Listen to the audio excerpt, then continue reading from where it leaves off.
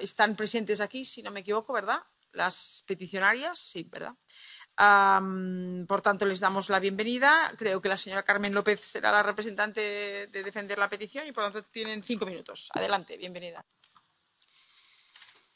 Buenas tardes, mi nombre es Carmen López. Vengo con mi compañera María Jesús Valero. Somos las dos representantes de un movimiento social que nace antes de iniciarse la pandemia en 2019. Además de venir como representantes de este movimiento social Marea de Residencias, queremos también representar a nuestros propios padres, mi madre, Carmen, y su padre, Alfonso, que fallecieron como tantas otras personas en esa primavera fatídica de 2020 en residencias. Queremos representarlos un poco a todos ellos y a todas ellas porque ellas y ellos fueron víctimas no tanto del COVID, aunque murieron enfermos con COVID, fueron víctimas de un sistema caduco y perverso que era el sistema de cuidados y el sistema de las residencias.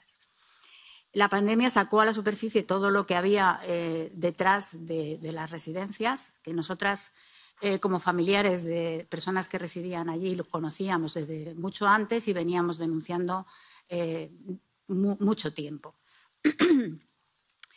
La masacre que hubo en las residencias fue consecuencia en gran medida de la situación anterior que existía en ellas.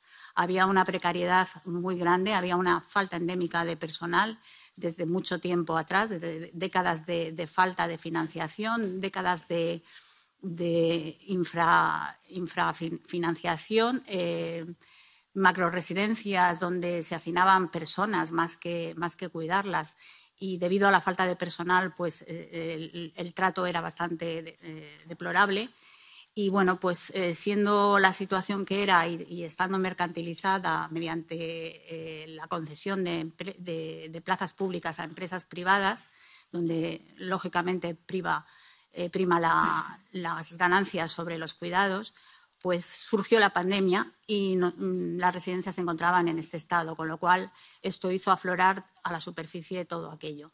Esto se constató durante la pandemia, pero además se constató que aquellas personas iban a ser las más vulnerables al virus, las que más iban a sufrir esta enfermedad, porque el virus iba a propagar de una forma totalmente, muy rápida. Y esto se constató en Madrid enseguida, porque el primer brote fue en una residencia de Madrid y enseguida hubo 12 contagiados en la misma residencia. Pero, ¿qué medidas se tomaron para paliar esta situación?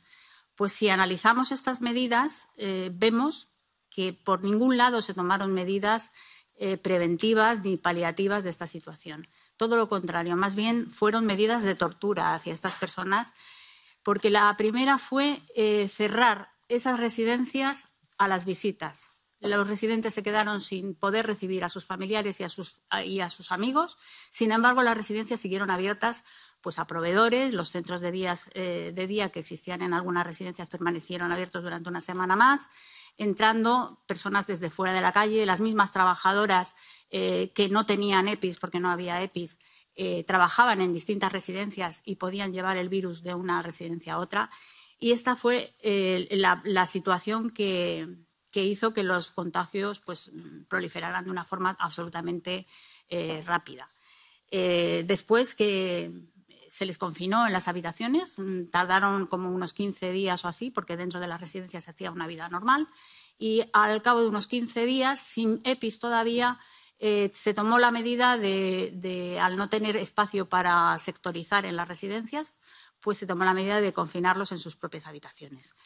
Habitaciones, en la mayor parte de los casos, habitaciones de 4 metros cuadrados, donde no había televisión, porque muchos de ellos no tienen televisión, salvo que se los lleve su familiar. No tenían libros, no tenían móviles, no tenían absolutamente ningún medio de entretenimiento. Y aquello fue una situación que duró meses en muchas residencias y en muchos de los casos. Tras este confinamiento, el personal, lógicamente, empezó a caer de baja, no hubo suplencias, así es que, además del confinamiento y y la falta de visitas se sumó la falta de atención porque no había personal para atenderles. Después vimos que además se había tomado una medida desde muy al inicio que después en la Comunidad de Madrid concretamente se escribió, se mandaron unos protocolos que impedían la derivación de las personas que vivían en residencias hacia los hospitales. Pero no contentos con estos, no se tomaron medidas como, por ejemplo, se anunciaron de medicalizar las residencias. No, solamente hubo una residencia medicalizada, que fue la primera, y no se medicalizó ninguna residencia más.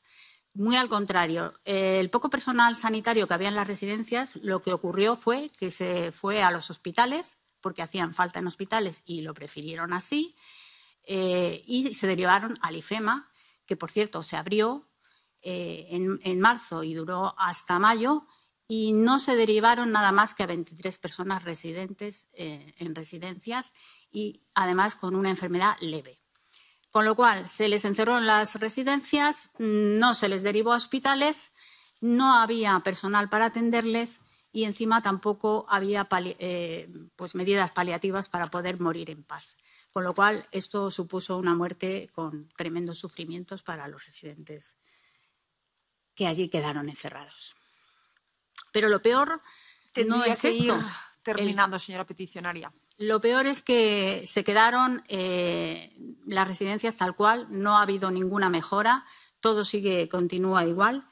Y bueno, pues vivimos en una sociedad que estamos constatando que es edadista y que pasa de puntillas, quiere pasar de puntillas sin reconocer el daño que se ha hecho y sin querer cambiar el modelo de residencias. Por tanto, venimos aquí, nosotras no vamos a callarnos, nosotras seguimos peleando porque haya pues una reparación, porque haya una investigación y porque esto cambie en una palabra, porque si no esto puede volver a ocurrir en cualquier momento y estaríamos mucho peor.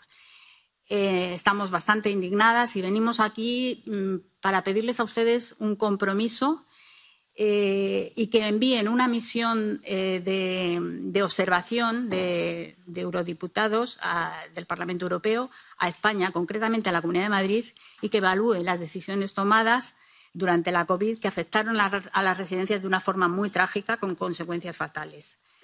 Después, también queremos que el Comité de Peticiones emita una resolución sobre esta queja, la situación de las residencias actualmente, que no ha mejorado, y sobre los protocolos dados por escrito en las residencias y en los hospitales. Muchas gracias. Muchísimas